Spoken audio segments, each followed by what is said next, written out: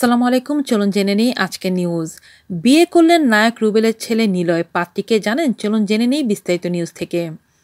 বিয়ে করেছেন চিত্রনায়ক রুবেলের ছেলে নিলয় পারভেজ। পাত্রী মরক্কোর সুন্দরী জাইনাব আইতোখাই। জাইনাব পড়াশোনা করেছেন ফিজিওথেরাপিতে। গতকাল ঢাকায় বিয়ে সম্পন্ন হলেও অনুমান করা হচ্ছে চলতি বছরের শুরুতে মরক্কোয় আংটিবদল সম্পন্ন হয়। সেখানে চিত্রনায়ক রুবেল নিজেও উপস্থিত ছিলেন।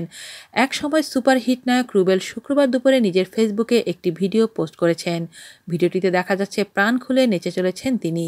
একা নয়, তার সঙ্গে নাচছে আরও অনেকজন। ভিডিওটির ক্যাপশনে রুবেল লিখেছে, নিলয়ের বিয়েতে মাস্তি।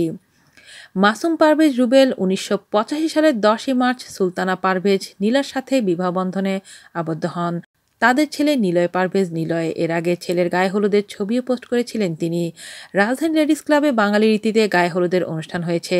সেখানে উপস্থিত ছিলেন রুবেলের বড় ভাই চিত্রনায়ক সোহেল রানা, জনপ্রিয় কণ্ঠশিল্পী এসআই টুটুল, অভিনেত্রী তানিয়া সহ আত্মীয় স্বজনরা। গতকাল বৃহস্পতিবার বিয়ে সম্পন্ন হয়।